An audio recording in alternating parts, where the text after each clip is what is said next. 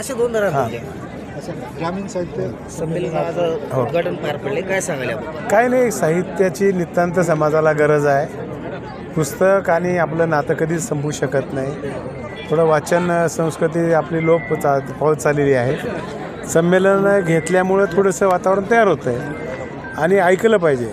बघा, तुम्हाला वक्ता व्हायचे आहे तर अगोदर ऐकलं पाहिजे.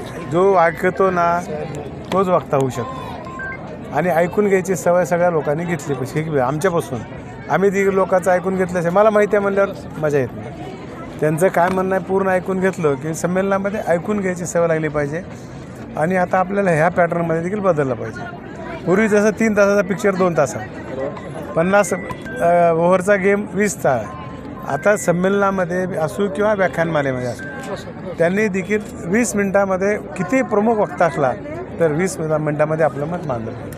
आता बसायची जास्त कॅपॅसिटी लोकांची राहिली नाही.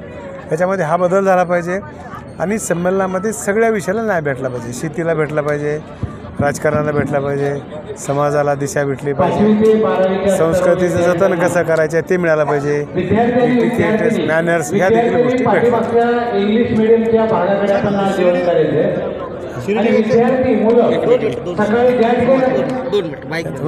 सर, शिर्डी येथे अधिवेशन झालं तुमचं, तर काय ठरलं अधिवेशन? शिर्डीमध्ये अधिवेशनामध्ये की आपल्याला पक्ष संघटना कशी मजबूत करायची, चांगल्या लोकांना सपोर्ट केला पाहिजे, कार्यकर्त्याला बळ दिलं पाहिजे, अशा प्रकारचं बांधणी कशी करायची पक्षाची, आणि आता जे काही मंत्रिपदं वगैरे दिलेले आहेत त्या पद्धतीने दिलेले आहे. सर, पण बीडचे पालकमंत्री अजितदादा झाले. हो, ते आता आज तिथं दुसरा पर्याय नाही म्हणून दादाला दिलं आहे आणि सगळं व्यवस्थित होऊन जाईल.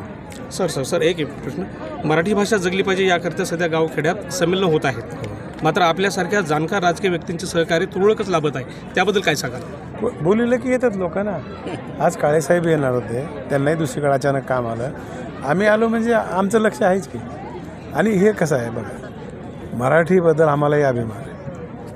त्याला आपण आता दर्जा दिला आहे म्हणजे लक्ष नाही असं कसं म्हणलं? साहेब, आपण भाषणामध्ये आपण लाडक्या बहीण योजनेचा संदर्भ दिला आहे. लाडक्या बहिणीने आपल्याला भरघोस मतदान देऊन सरकारमध्ये परस्य बसवलं, पण 2100 रुपयाचा हप्ता कधीपर्यंत देणार, त्यांना प्रतीक्षा आहे. देणार जरा गडबड करू नका.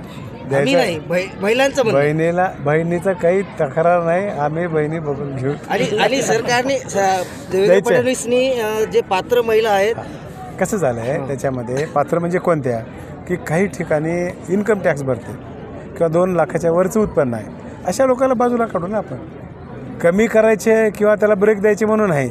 आमच्या काही लक्षात असं आलं आहे की 2 ठिकाणी काही लोक त्याचा बेनिफिट घेऊन आहे. पण असं कुठं घडतं आहे का? किंवा ज्याला 2 लाखाच्या वरचं उत्पन्न आहे, त्याचं ऊस चाला आहे, त्यांच्या घरात ऊसाचे उत्पन्न आहे, त्या लोकांनी घेऊन असं आमचं विरोधकाकडून असंही बोलल्या जातं. मग 7 महिने या सरकारला लक्षात आलं नाही का? नाही, लोक योजना करायची होती. योजना करत असताना सगळ्याच गोष्टी 100% बरोबर होत्याल का?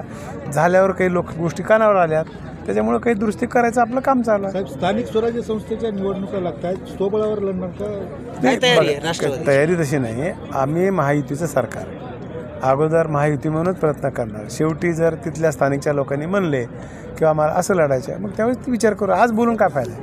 आज आपली महायुती आहे, महायुतीप्रमाणेच काम करावं लागतं. आणि प्रत्येक स्वतंत्र तयारी करत कोण बघा, पक्ष आम्हालाही वाटतं, आम्ही म्हणलो ना पूर्व कामाला लागा म्हणजे काही लगेच भांडणंच का आमचे?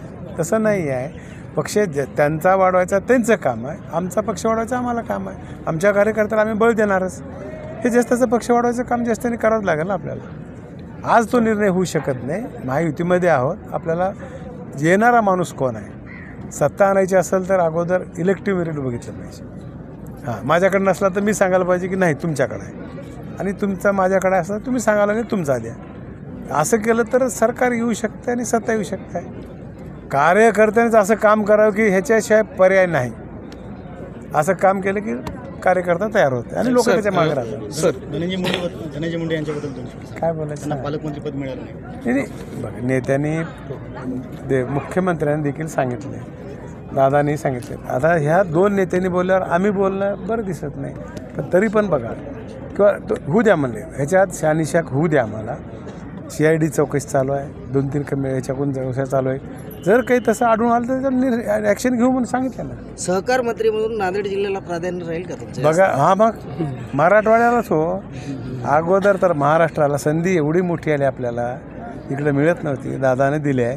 तर आता मी म्हणलो तुम्हाला आता भाषण करताना द्यायला मी तयार आहो. तुमच्या सोसायट्या जाग्यावर नाही, तुम्ही मेळावे घ्या, मला बोलवा, मिटिंग घ्या, डेऱ्या चालू करा. कार्यकर्त्यांना काय आव्हान करा? आव्हान हेच आहे, कार्यकर्त्यांनी बघा, लातूरमध्ये या, पश्चिम महाराष्ट्रात जा, पुण्याला जा, बारामतीला जा आणि जे चांगलं आहे ते बघा. आपल्या बाबदादाने एकच सूत्र सांगितलं, संसार करताना मोठ्याकडं बघावं, संसार त्याच्याकडे बघून प्रगती करावी आणि संसार करताना गरिबाकडे बघून करावं.